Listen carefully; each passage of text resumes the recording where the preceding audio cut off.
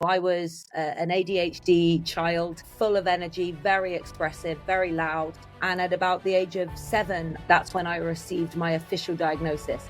And I always say it was not the diagnosis, it was the approach.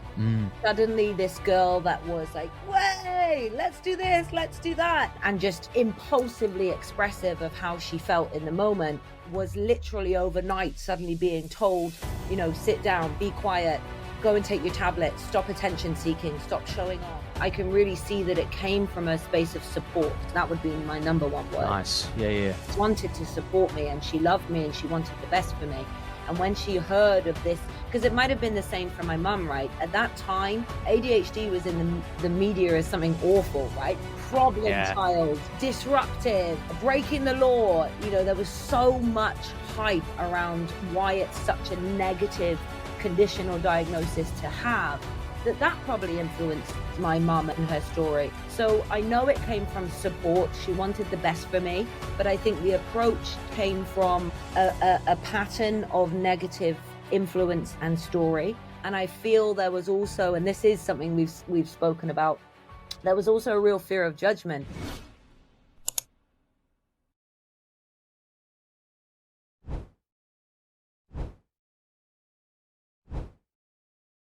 Hey everyone, and welcome back to Master Your Life Beyond the Boardroom. I am your host, Luke Beastall, and I am very thrilled to be having this guest. Her name is Harriet. We're going to be delving into her story because, as you know, I do love to bring guests on that are not just going to deliver an impact, but will relate in so many ways. And her journey was actually initially starting out in employment. She has gone now into self-employment. We're going to delve into that because I know a lot of you guys from feedback do love to hear these sort of stories, but there is so much to unpack that I think will not only transform your ears and your minds and lead you to action in this next 45 minutes, but I do believe as well that you'll probably want to connect with Harriet because her story, I already know just even from chatting to her before we got on is going to be inspirational. Now, she is actually an international speaker. She's a keynote trainer and she's a firewalk. By the way, I just want to say before I actually introduce her, I did a firewalk at Unleash the Power Within at Tony Robbins, and that was pretty epic. So I'm just going to welcome you, Harriet. So welcome to the podcast first and foremost, because I've got loads of sort of things going in my mind right now. Me too. As soon as you spoke about UPW, that's actually where I did my first firewalk, but certainly a different experience now. But yes, thank you. It's wonderful to be here with you, Luke, this fantastic podcast, and of course, all of your awesome listeners. Hey, everybody. Oh, that's such a nice, high energy, welcoming entrance as well. So, I just, it's now like a deep burning question in my mind.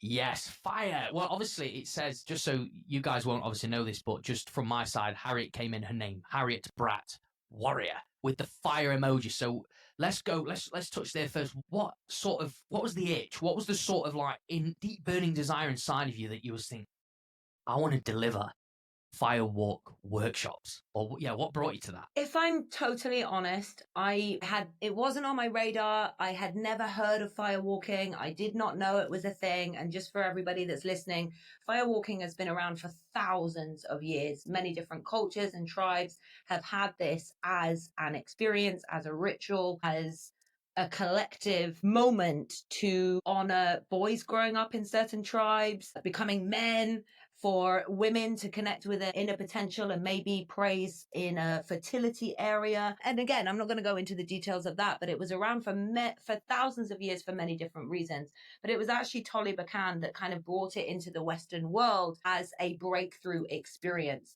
So my first moment, my first firewalk, like yourself, Luke, and anyone else, I'm sure you've heard of Tony Robbins, UPW. If you haven't, definitely check it out. But I was actually going to that event as a personal development event. It was my first ever experience of that environment. I knew there was a firewalk, but I hadn't really processed that. I was just so excited to be going to an event. So after that experience, and I'm going to be really transparent here, I loved it. It was amazing.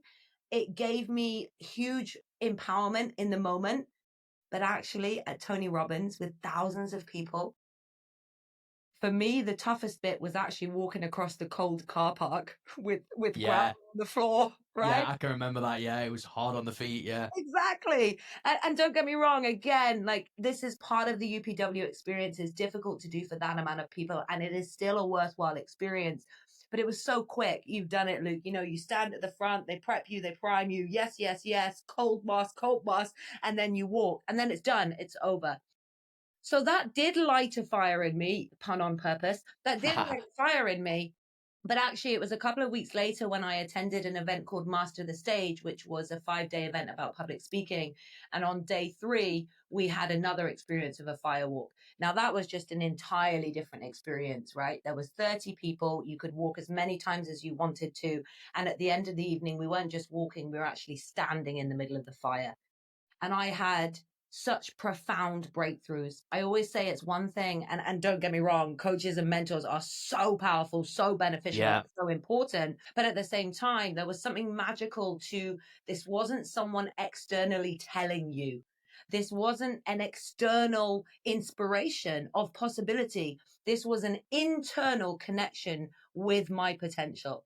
And I had such profound insights and breakthroughs. But not only that, I was so aware of the entire group having these incredible moments and breakthroughs that it just became a bug. I became obsessed. How do I do more? Where do I do more? And how do I provide this experience for others? So that was probably a longer answer than you were expecting, but that's what got me into guiding firewalks with now over hundreds of people around the world, was my own experience, the healing it gave me, and what I saw it gave to the other people walking with me.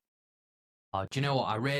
I just think that sort of internal relief in pressure, relieving stress, like the weight lifting off, those, like say, profound breakthroughs, the insights. I love that because you're absolutely right. You know, I think as well, even having somebody, like say, in your corner, overlooking what you're doing, yeah, it's all great, but I think that in-person live experience can give you something that people listening in today maybe have never really heard or thought firewalking was a thing. You know, oh, what, you're walking on fire? Seriously? What, don't you just burn your feet? You know, all those barriers come up. But for you, having now been through this yourself, obviously quite experienced it, you deliver it with other people, what would you say is sort of the biggest feedback that obviously you felt yourself, but the people that go and do something such as a firewall, what do they say after the experience?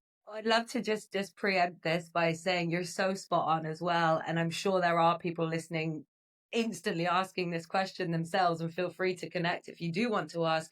But that is the most common question I get. You mean actual fire? Yeah.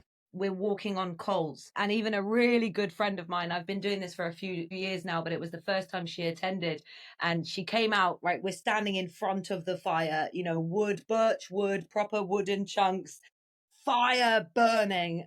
And as we walked away, she linked arms with me and she said, so Harriet, when do you bring out the special coals? I'm sorry, what? She said, you know, the special coals, the ones that we actually walk on. No. Beautiful, Chloe. This is what we're walking on. It is fire. So you're so spot on there. It's such a common question. And I don't care who you are or what walk of life you're from. When you stand in front of that fire, particularly the way that we facilitate it, because you're at Tony Robbins, you kind of walk out and the lanes are ready. Yeah, I can remember, yeah. Yeah, you stand in front of that fire. So I don't care who you are, when you feel that heat, fear shows up. Like, Luke, what were you told? And everyone listening, what were you told when you were younger about something hot or fire? Just like run away, basically. Exactly. Like, don't touch it. Yeah, don't touch it. Stay away. Yeah. Stay away, steer clear, get back. Like, Yeah, these are all of the stories that we're told. So no matter where you come from, when you stand in front of it, fear shows up. I think you've got a lot of UK listeners. Brown trouser situation. Fear shows up. So it's being able to really take that moment of breath and then walk. So that is the biggest, by far, piece of feedback that we get, is someone, it's almost the expression they have, you know, the fear before they walk, the conscious choice to walk, and then the celebration, the satisfaction, the, oh my God, I did it. I thought that was like literally 30 seconds ago. I thought that was impossible, but now I've walked and I've done it. And it's just that immense feeling of, I think that's the way I described it a moment ago, but just inner connection to your true power and your true potential. And people just, oh my God, I did it. I can do it.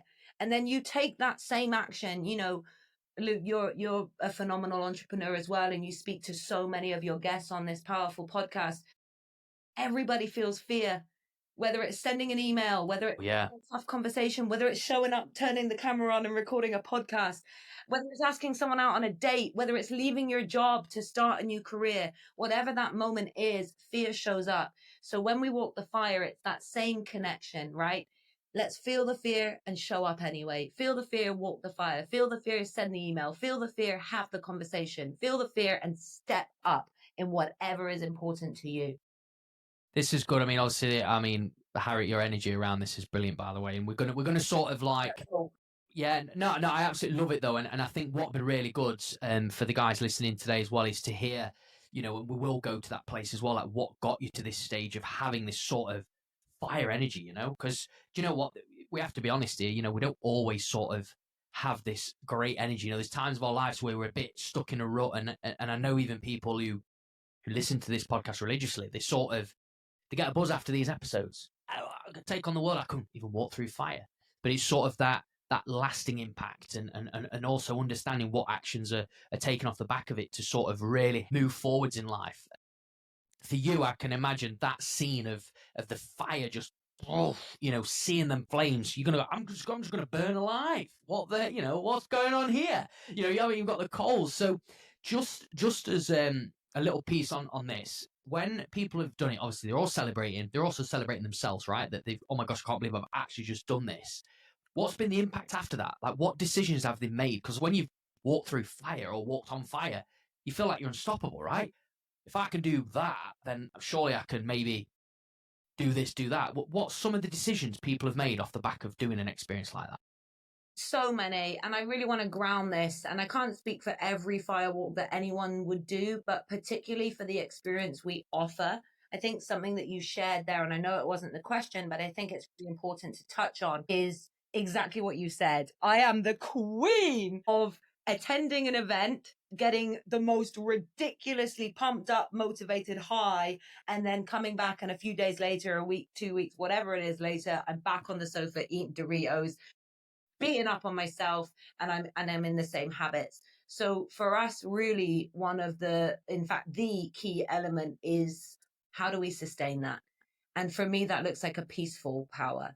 So it's being able to bring the raw of doing it into your core and living from that each day. So the most common that we get, of course, people leaving their jobs, people following their dreams of starting their business.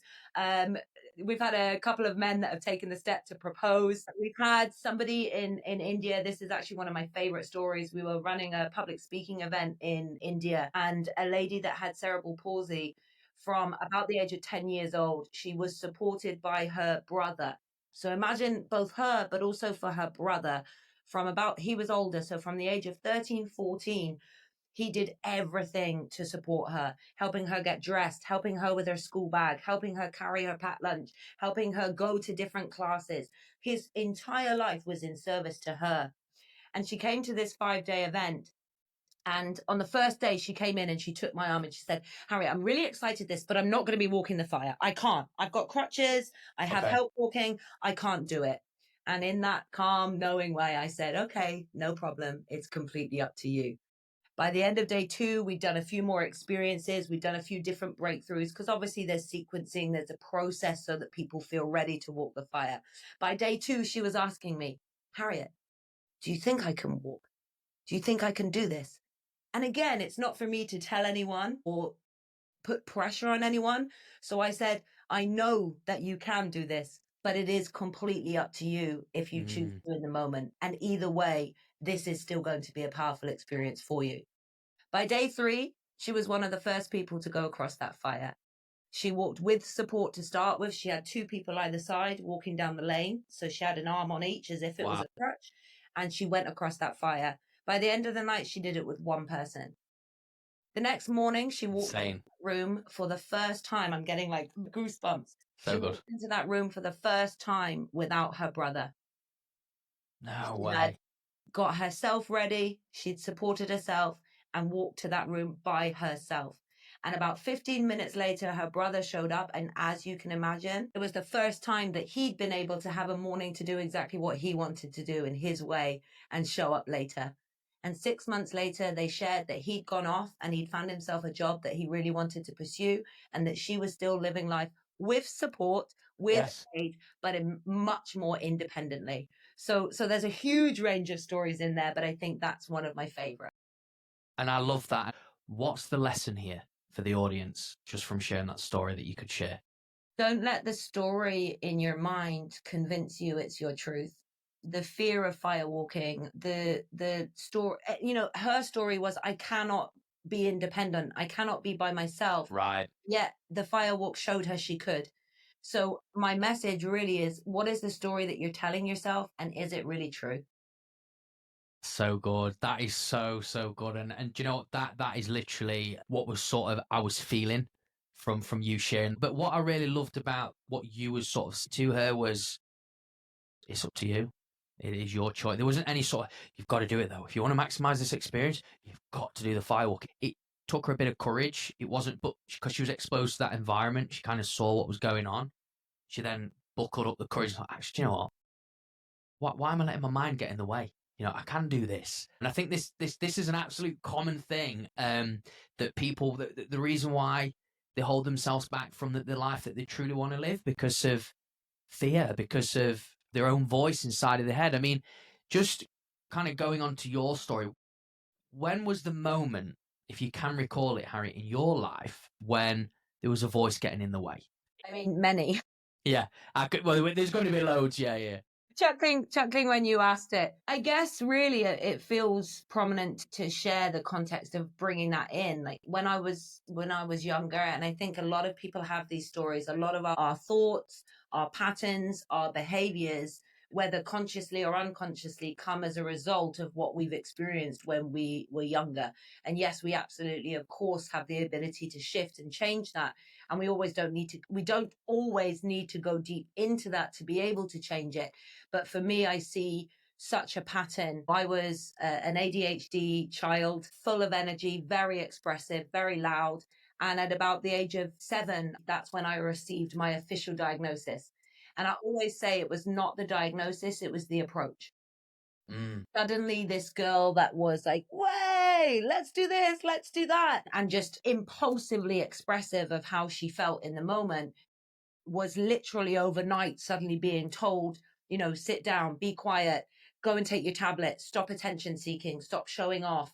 And so, as you can imagine, especially at that age, at 7, we've learned a lot. In fact, a lot of experts say that subconsciously we've learned our understanding of life by that age. We can still shift and change it, but we've learned how to navigate our way through life through experience, through observation by that age.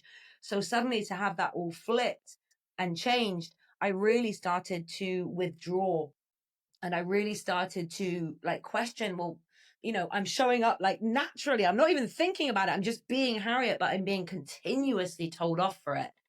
So the easiest way to exist that I felt at that time was just to be quiet. Wow. Was to stop expressing myself, to stop speaking, to stop sharing. And your listeners and yourself, if you heard what I do earlier, you're already seeing the link here, right? I was told so often not to express myself and not to speak up. And then at a later stage, when I went to boarding school, I was actually victimized and abused by a house mistress for essentially the same thing. So my blueprint was, don't express yourself, don't speak up, don't share, don't be on fire, Yeah. just fit in a box. It was in my late 20s where I suddenly realized, in fact, I remember I had a moment. I was at home doing a psychology course online, and I had sort of the folder and the paperwork, and I was writing my answers.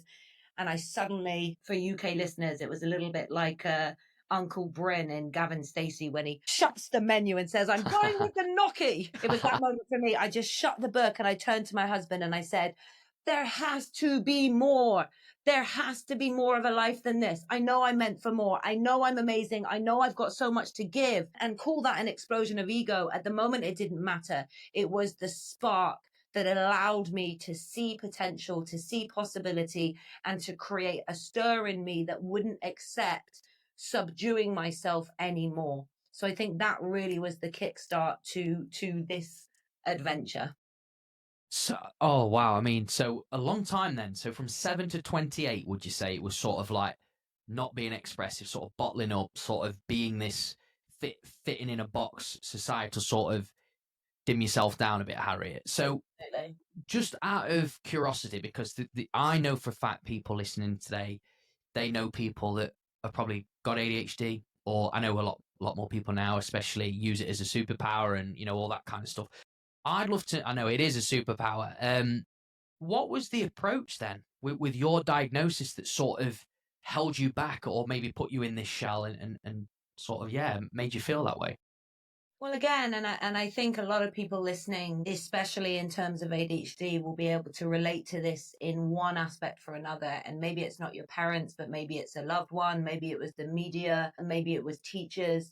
But I just happen to have a lot of what I would view as both emotional figures, but also authoritative figures in my life that said very detrimental things to me. So for example, and I love her very much. This is not an attack on my mum. This is just my truth and my experience. We've got a good relationship now. We're great. But at the time, her sole focus became so driven by the negative script. All she ever wanted was the best for me. All she ever wanted was a great school, a great education, good results, and many opportunities. She came from a space of love and support. But and it was really, it all started with my mum. She was reading these books about ADHD. And then we went to a specialist. It really was from my mum. I think that's where it started, right? And that's the figure we look up to. Could be our mum or our dad. But suddenly my mum was the key person that kept saying, stop showing off, stop seeking attention. I felt misunderstood. I didn't feel heard. I didn't feel connected with my mother figure. And it had a huge ripple effect into me. Couple that with going into school and teachers announcing it in lessons. One of my teachers, I won't say his name out of love and respect, but one of my science teachers at school looked across the entire classroom when there was a little bit of chatter, as happens with kids in school, right? And he looked across the classroom and announced in front of 30 students, Harriet, have you taken your medication today? Oh gosh, okay. So I think now you can feel when you're repeatedly told, I think there's a saying that's like, sticks and stones may break your bones, but words will never hurt you. No, Right. absolutely not. If anyone takes anything from this podcast, that is so not true. Words can have a massive influence on us. And I would go on to say that we can choose how they influence us, especially at a young age. Words, especially from people that have a deep connection to you, words heavily impact. So it was those continuous stories and statements through the diagnosis that led me to feeling that way. Oh, and it's sad to hear that though. I mean, obviously, like you say, things are all sorted and you've got that relationship and stuff like that. But I mean, that's horrible. And words do have an impact. I mean, look how you still remember that now. In your life, going way back in time, right? It's like how it carries through life. Yeah, and steady on. No, you're still young. Okay. Yeah.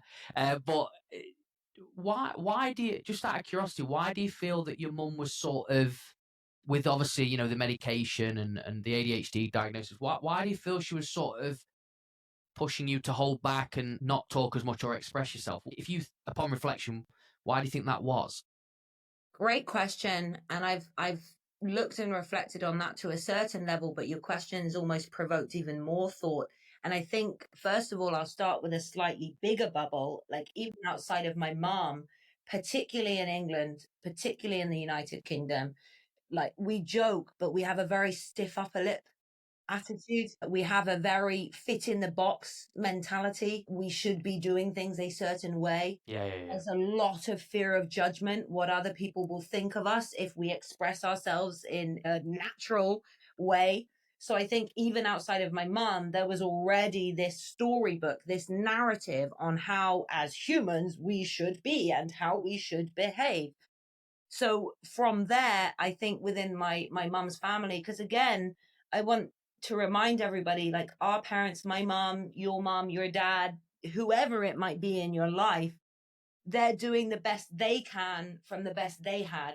And my mum grew up in a very high achieving family. And, you know, all of them have become immensely successful. And I do believe and see, like, I'm happy for them and I congratulate them. But at the same time, I believe and see that that's what was expected, you know, that's what they were driven to. So then put that down a generation. I think my mum truly, and that's what I say. And for most people, they want it because in their mind, that's the best result. If you concentrate, if you sit down and focus, if you fit in, if you pass your exams, if you get these results, and of course nowadays we know there's many different routes, but at that time, if you do all these things and you tick all these boxes, then you'll have a good life and you'll be quote unquote successful, whatever that means. So I think she was doing it for, in her mind, the right reasons. She wanted me to have a good life. But unfortunately, I think she put way, way, way too much energy and focus into the limitations, into the harder side, into the more challenging side of ADHD. And the focus was in what's wrong rather than what we could do right. And very quickly, I just want to, it's coming through. There's a language thing with Mother Teresa, and this is off topic but connected. Okay. Mother Teresa was once asked, would you like to join an anti-war march? She said, absolutely not. Like, no way. But then she said, if you call it pro peace, I'm in. Same thing, completely the same message, same march, same level of energy from her, but the language, anti-war versus pro peace. Now, for you and for your listeners now, like which one feels better? Which one feels more encouraging? Which one feels like you're more likely to follow it and get a better result? Pro peace. Yeah, sure. And I think that was the attitude with my mom. She was more in like an anti-war. We need to focus on everything that's wrong and fixing these things rather than focusing on some solutions that support you, but embracing the wonderful strengths within this because there are many. Yeah, no, there is. I mean, so good, and it's just I'm sort of like piecing this together because I think this is a real good piece because you know I've had guests on this show as well that's had, I wouldn't say obviously a very similar upbringing, but they've had that sort of pressure from parents to be educated, to sort of have that's more deemed as successful and not, I guess, exploring multiple avenues. You know, it's different now. It's sort of like this is it, this is the way you're going to do it. But obviously, before you had this diagnosis, it's sort of you was this outgoing, sort of like expressive child, and you was being loud and crazy and out there and stuff like that in your own way, right? And then obviously, as soon as the diagnosis happened and there was medication attack, was the medication at that age or not? Yeah. Okay, so medication attack, yeah. So that in itself, you know, is a lot for a mother as well to sort of, I guess, accept, right? It's sort of, oh my gosh, my daughter's, you know, been diagnosed with this. What in your mind feel that your mum decided to take that approach with you when you got diagnosed with HD? Do you feel like your mum was protecting you? Or I actually don't think she was trying to protect me. I think there was an element of protecting herself, and I'll expand on that in a second. okay, I can really see that it came from a space of support. That would be my number one word. nice, yeah. Wanted to support me and she loved me and she wanted the best for me. And when she heard of this, because it might have been the same for my mum, right? At that time, ADHD was in the media as something awful, right? Problem Yeah. child, disruptive, breaking the law. You know, there was so much hype around why it's such a negative condition or diagnosis to have that probably influenced my mum and her story. So I know it came from support. She wanted the best for me, but I think the approach came from a pattern of negative influence and story. And I feel there was also, and this is something we've spoken about, there was also a real fear of judgment. Yeah. I haven't actually said, but I'm adopted anyway. So genetically, we're from a different family line. But also, my mum is much more of a reserved individual. I mean, she's driven. She's an exceptional entrepreneur herself. She'd do a great podcast show, but she's very different to me. And there was things like even now to this day, and obviously I don't feel the same anymore, but to this day, if we're in a restaurant eating together and I laugh, I've got quite a loud, resonant laugh that comes out. And she'll look at me and go, and then sort of look around the restaurant to see if people Okay. are watching. So especially now in my life, I can see that it's nothing to do with me. And I'm imagining that was the same when I was younger. You know, I had a moment of impulsiveness, spontaneity, being boisterous, whatever you want to call it. And I think it impacted the way she felt about herself when she was out in public. Do you know what? That's a very, very good share. Thank you for sharing that as well. And I think it was just, I think just hearing that about what ADHD was deemed as back then as well. I mean, I can even remember that sort of being as a negative and sort of like, oh no, problem child, distractions, all that stuff. So, you know, obviously it's a lot more accepted and it's well out there now, but very interesting to hear that story with obviously mother and obviously being adopted as well. I mean, I didn't know that. So just, yeah, just through your childhood and sort of like where your life did that affect you in any way with the adoption, or did you always feel sort of, because I guess going through school and stuff, you know, obviously if people find out, I'm not saying you'd get bullying in any way, but some people sort of like pick on that, don't they? If it's not your real mom, let's say, or your real dad. I'm just curious, did it have an impact on you in any way? Are you ready for another long answer? Let's go. Yes and no. I was adopted at a very, very young age. So I was 17 weeks when I went to my now parents. But I also, and I only found this out in the last few years, I was passed to 3 different foster homes before I actually came to my adoptive parents. So, yes, but that came about later. Something that my parents did exceptionally well, and I speak about it often and I commend them profusely for it.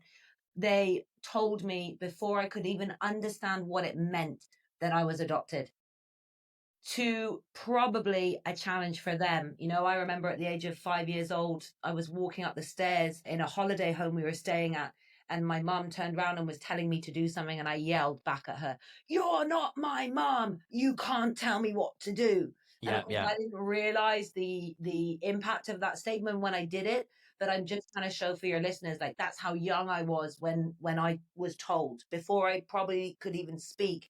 They told me, "You're adopted. We didn't give birth to you, but you're our daughter and we love you and you're in this family." So I always had that safe space and I always felt like I belonged there. And especially going through school, you know, I would make jokes with my mom, like she'd come out in a top that showed like her stretch marks, and I'd be like, "I gave you them." And then we'd pause and look at each other and go, "No, no, I didn't." So I oh, always felt connected to them and I felt like part of their family. At school, I had one situation where we had an English teacher. She had 3 daughters. 2 were biological, 1 was adopted. oh, okay. Unfortunately, the daughter that had been adopted died in a car crash. And we were sitting in a school assembly when this was announced. "We're ever so sorry, but Mrs. Briggs is not going to be in school today. There's been an incredibly serious accident. One of her daughters has passed away." And it was announced in the assembly. And of course, everyone took a moment for her and for her family. About an hour later, I was walking down the corridor and a guy, a schoolboy in my year at the time, turned around and said, shrugged his shoulders and said, "At least it was the one that was adopted." No, not needed. Exactly. And so Harriet, who has never been a scrapper, never been in a fight, never Yeah, yeah, yeah, yeah. anything like that, I just instinct got me, and I don't know how I did it, but I pinned him against the wall. Sure. Just said, "What did you just say?" And it was actually my maths teacher at the time came out and said, "Whoa," broke it up. But then actually said to me in a classroom afterwards, "I completely understand why you did that, Harriet, but it's not a decent approach because of X, Y, and Z." So he Yeah, was brilliant. But I think actually that was the first moment where it sort of got me thinking about it. And again, if I'm super honest, I just told myself the narrative and the story, like, these are my parents, these are my parents, these are my parents. So consciously, I really felt that I was never affected by it.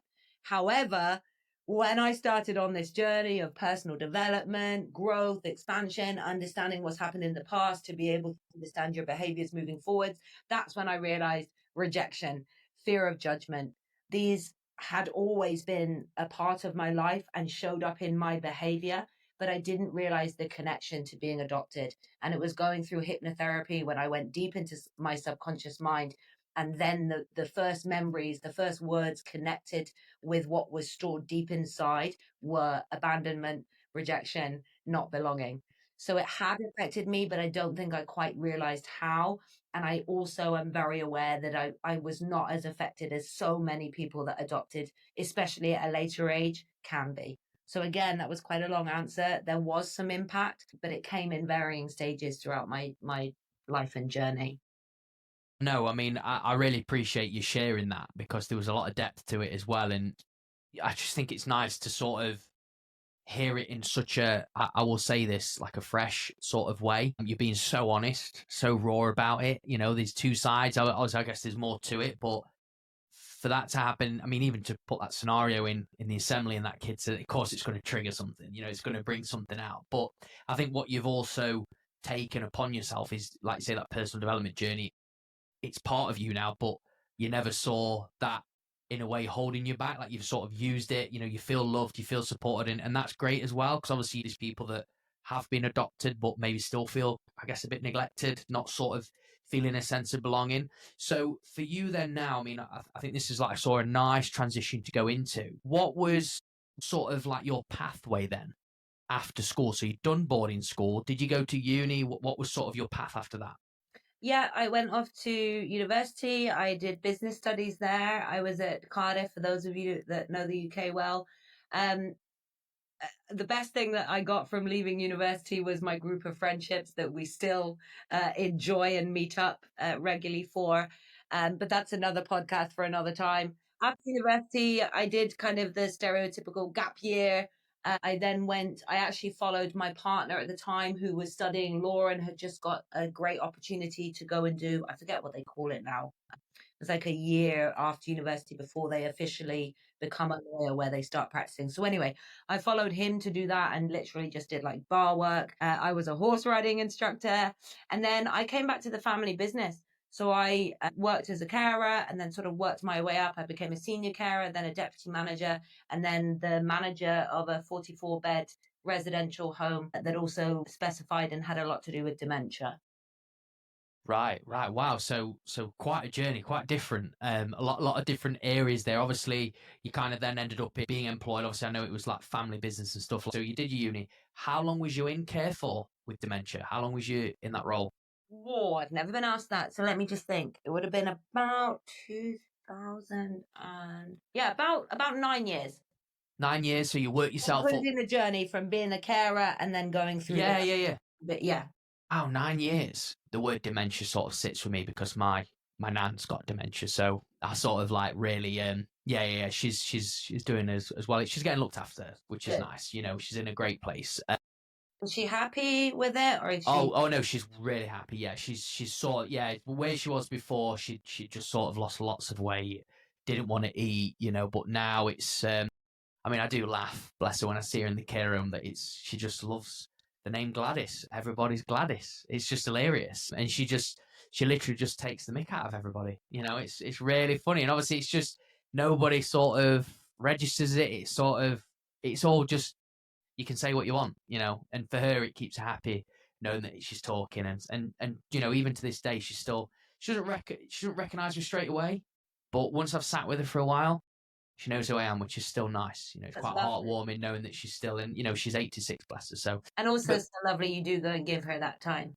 yeah, no, I mean, I could honestly, definitely, I will be really brutally honest with myself. I can definitely put more time there, and I know I should, but I do my best, you know, to be there with her and stuff like that. But no, she's yeah, she's really happy. But you know, from that experience of being in that environment, what did you learn about yourself, Harriet? What was something that like you could take away and say, do you know, having that's what I learned the most. My honest truth to that answer, at the time, I would have had no idea. Right. Okay. Looking back now, I've never been asked that in that way. So thank you. My lesson would be to follow your heart and follow what matters to you. But at the time, and I think this may hit for some of your listeners, I just had no clue. I didn't know that there was other options.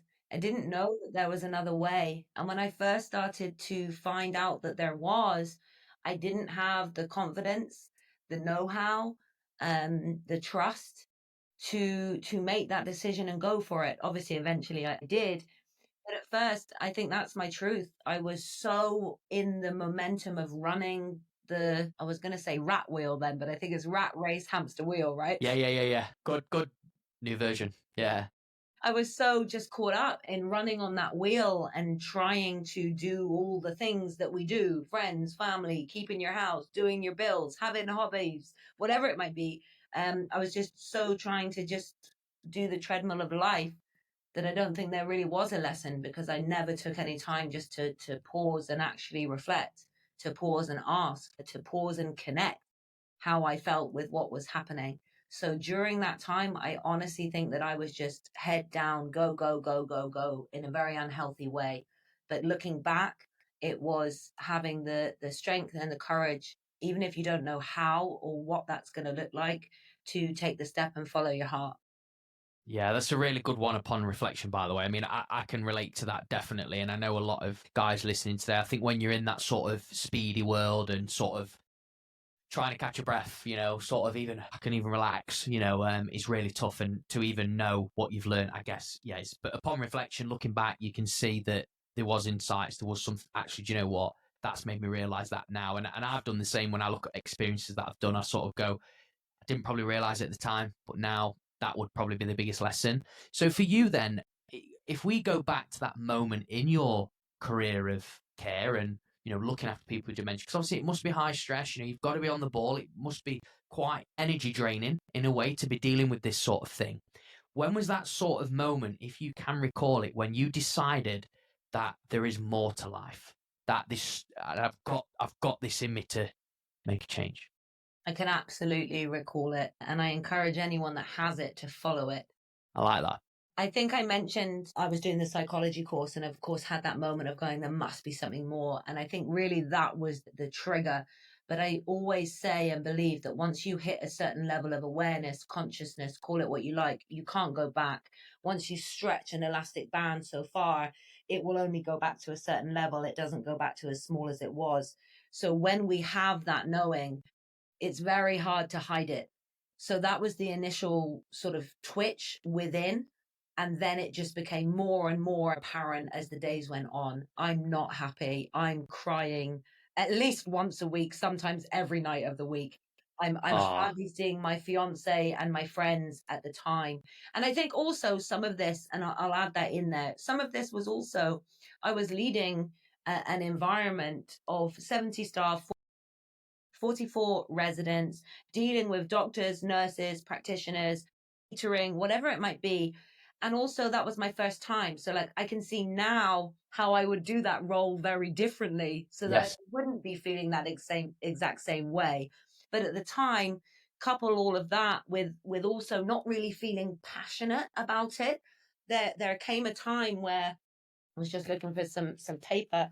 Anyone in UK, especially those of you that are in Cornwall, we had a newspaper called the West Briton, and it's literally just like your local newspaper, right? And you turn, maybe people don't do this anymore because it's all online, but at the time in a newspaper, I turned to a page and there was a load of different job adverts, and I was sitting in my in the office, bearing in mind that this office has a huge window right in front of my desk that all the residents, all the staff, all the visitors come through. And I sat at that desk and it just hit me and I started crying. And I'm not talking like your stereotypical woman having a cry. I'm not Yeah. just a little momentary tear. I am talking about, I couldn't help myself. It just came out. Mascara down my face, like horrible, ugly Oh, cry. yeah. But it was that moment, right? So then I looked down, I saw this advert. It said, do you want more positivity? Do you want more flexibility? And do you want to be the boss of your own life? And like an absolute naive Tasmanian devil, I went, yes, yes, yes, yes, I do. And it really wouldn't have mattered what it was in that moment. Like, I'm not telling you this is a strategy, people. I'm telling you that this is just what happened for me. I just said, yes, I need to get out of here. It was actually for network marketing. I went and met the lady. She didn't need to pitch to me. She wouldn't stop talking. I just wanted to say to her, please just sign me up. I was like everybody's dream. I was like, I don't need to hear it. Just sign me up. But that gave me the urgency. And that Yes. gave me the ability to progress quickly with network marketing whilst walking away from what was really no longer making me happy. And I know it's super cliche, but no matter what your belief, we have this experience one time. And I decided no more. I'm absolutely going to make the most of this. Oh, do you know what? I absolutely love that. The fact that you were dead honest, raw, bawling your eyes out, really crying, and it's sort of staring at you in the face an opportunity. And I think I just want to check in with the guys listening. It's like that opportunity that probably you've always been looking for is actually probably right in front of you. But it's sort of like you're not seeing it because maybe you're just ignoring it, or sort of you're just in, like you say, that rat race on the hamster wheel. But for you, it's like that elastic band had not been back to where it was, so you'd already started shifting anyway. Exactly. So then it just become a little bit more clearer, and then boom, you was that dream sort of client like, shut up, sign me up. I'm in. Just don't need to talk anymore. I'm ready. So with the network marketing, because you know I've been exposed to these kind of environments before, been to conferences and stuff like that. Obviously, I said at the beginning when I introduced you, because I think this will be a nice little piece here. Obviously, you're an international speaker now, and you do obviously training for speakers as well. Transition, because I know we said early on, you know, this was never sort of something that you naturally just sort of like opened up doors by going into this personal development space. What brought you to speaking on stages? So really just tracking on from that story, I went hook, line and sinker into the network marketing. And whilst I realized very quickly that that wasn't my passion, it was a temporary vehicle that transitioned me from being in full-time employment to then starting my own business. I found personal development there. I found speakers there. And Wow. I mean, there are so many, but I'm sure some of your audience, and by the way, if you don't go look them up, but I started listening to, at that time, the bigger names, the more popular names. You know, there's so many, but for me at that time, it was Tony Robbins, Eric Thomas, Les Brown. Les Brown. Oh, he's so big in the affiliate marketing. Yeah, Les Brown was at a conference, actually a Forex trading conference Yeah. in Vegas. So I've seen him live on stage and there were 15,000 people. No, honestly, brilliant. So yeah, keep going. And he's phenomenal, It right? is so good. His voice is sort of like, it's very, I don't know, it's the tone, it's everything. It's just, you can't not want to listen, you know? Exactly. So So you've answered my question. no, but yeah, so no, literally, I've, yeah. Sorry, it was exactly that. It was hearing Les, but even more than that, it was hearing him repeatedly. And it was actually hearing Les Brown share his story of becoming a speaker. So he shares during many of his keynotes, and it's on YouTube in his Georgia Dome speech, that when he was still presenting on the radio, but looking to become famous and progress in what he was doing, he was watching Zig Ziglar. One I of know Zig Ziglar as well. Yeah. he was watching Zig Ziglar from the audience, and his friend tapped him on the shoulder and said, "Les, you could do this." And Les was like, "What? What do you mean? You could be a motivational speaker. You could do this." And Les is like, "But what? But how? I don't know how to do this." But the fire was born. The idea settled in him. And of course, he became, and probably still is, there's many others that do it now, but certainly for a long period of time, he was the number one motivational speaker. 100%. And I've been blessed to both be with him on stage, have feedback from him. I've got an awesome testimony from him. Oh, But it was that story. It was that story where I suddenly went, whoa, what? Speaking? This is a thing. This is a business. Like I'm from Cornwall. Like we just didn't have events or speakers like that. Maybe a couple of after dinner speakers or lecturers, but nothing like speaking to a stadium or to thousands of people about personal development or leadership or positive psychology. I just didn't know about it. So as soon as that door got opened, we're speaking many times about the door of possibility, right? Stay open, listeners. You never know where it's going to come from, but you need to be open to receive it. So as soon as I heard that story, I think it was within the same day or certainly within 24 hours, I booked my first public speaker course. And then I just absolutely committed myself to courses, webinars, mentors, events, all of it, to really learn, understand this craft. And then I did it.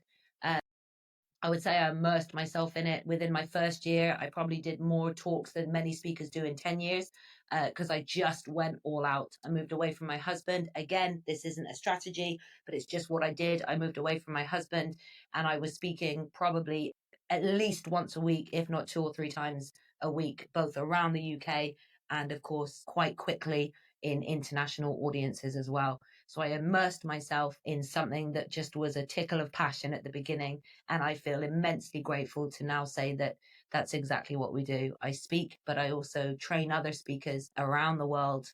And it still gives me goosebumps of just excitement to think about this naive Harriet that had no idea, and it was just an idea, to now be doing it. And I really encourage any of your listeners, sometimes you don't know the how, you don't know the way, but if you just trust yourself, and if you trust that spark that kicks off inside of you enough to just keep taking the steps, take the first step, take the second step, it will unfold, especially if you're focused and you're committed to what you're doing. No. Honestly, I just I'm sat here like in awe, like so it's so inspiring hearing that, Harry. It really is. And I know, I mean, I'm sat here with a buzz, and obviously I love hearing stuff like this. And I know there'll be people listening, whether they're in the car driving or they're out on a walk or up a mountain somewhere, and be like, you've got an abundance of energy. But because I'm now back to when you'd said you'd been trapped in this box, you lost all that expression of who you was. How did you feel when you first stepped on stage for your first talk? Come on, talk me through that, because I'm like dying to know. Well, let's get real with your listeners here. Like, don't get me wrong, absolutely, especially afterwards, there was just like, yes, Yeah. a real moment of celebration. But of course, my first speech, I remember standing on the stage. It was a room probably of about 100, 120 people. On your first talk? Yeah. Wow, that's insane. I'd done a couple of trainings and things like that. Yeah. Like 10 to 15. Yeah. This was my first keynote. Yes, presentation. going for it. Wow, that's still good though. It was amazing, but I also remember standing there, right at the beginning of the talk, holding a handheld mic. Words were coming out of my mouth, and all I could think was, can they see how much my knees are shaking? So Gosh. much fear. So I just don't want to pretend, and I don't want to escape that. I get so many people that look at me and go, wow, like your energy, your confidence, the way that you speak. I wish I could be like that. No. Yeah. First of all, there was an immense amount of fear. Yes, I am a natural speaker, but I've also put an incredible amount of time, effort, and energy into learning and mastering the skill of public speaking. And secondly, you should always only ever want to be the better version of yourself at doing something. It's not about wanting to be like Luke, like Harriet, like Les Brown, like whoever's out there. It's using them as inspiration to become the best version of yourself. So it was petrifying. It was scary, but it was also exhilarating. It was also immensely exciting to feel like I was told I couldn't do this. Many of my friends and family don't know what I'm doing and don't believe that this can be a business. But hey, guess what? I've just taken the first big step and I'm doing it. So it felt incredible. Oh, do you know what? That's so that piece, what you just said there about, hey, my parents, my family, my friends, they didn't know it could even be a business, but you've taken that first step. I think that is going to land with so many, because there is that sort of, when you've got this dream and you sort of want to share it because you're super excited, you're all in, you're like fully committed. They're just like, what's that? Is that even going to work? Exactly. I'd love to add something if that's okay. Yeah, go. This isn't from me, and I kicking myself under the table. You can't see me here, but I love to credit where credit's due, and I just can't remember who said this or where I learned it from. So please excuse me. But I once heard somebody say to me, when people tell you no, it's just because they don't know. So everybody write that down or store that. When people tell you no, it's just because they don't know, particularly in the context of this conversation. Right. When my parents and friends said, that's not a business, it's because none of them had done it.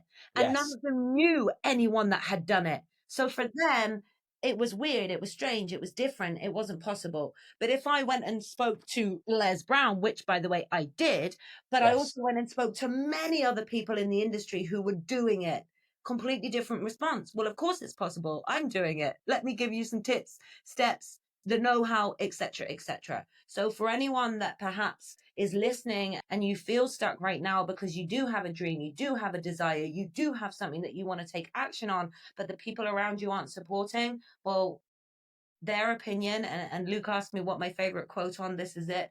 Their opinion, Les Brown quote, does not need to define your reality. And even more than that, You don't need to take their reality into your own mind and start telling yourself the story. Go and find someone who is doing what you want to do, create an empowered story for yourself, and then take action on it. I'm so glad you've added that piece as well, because thank you for that as well, because I know that's just going to like hit so hard, and it's a great piece to conclude on as well, because we're actually getting towards the end of the episode. There's a question that I want to ask, and it's a question that I ask every single guest on the episode, and I'd love to know your sort of view on it. What does mastering your life mean to you? I was expecting this and heard it coming, and I'll be honest, I bounced around a few different thoughts and answers. But actually, what comes through so naturally and popped in as a truth is doing what makes you happy and trusting that.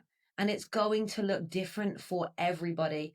And that could be, I was listening to a Steve Bartlett episode the other day of, I enjoy working, it makes me happy. But you've got a family member telling you, you shouldn't work so hard, you shouldn't do too much. Well, there's a difference between hustling and it being unhealthy and stressed and leading to burnout, to I actually love what I do and I want to give this time to it. So for me, mastering your life by design is truly doing what lights you up, what makes you happy, and what ripples that into your family, your friends, your communities, and beyond. Absolutely love that answer, Harriet, and I'm so glad You say, but it's true. but it's absolutely right. The happiness is massive, and that is sort of a great piece to end on. So, look, if there's people who's listening today are like, I want to connect with you, Harriet, you're an amazing person. I think maybe they want to bounce ideas off you, maybe just even want to just generally have a chat and connect. Where can they find you? Absolutely. I invite anyone to come into my DMs, share your insights, ask a question, whatever it might be. Just come and connect with me. I'm on social media, Facebook, Instagram, LinkedIn, Harriet Bratt, or my website is harrietbratt.com, where I also have a lot of resources to support you with your public speaking mindset and your confidence.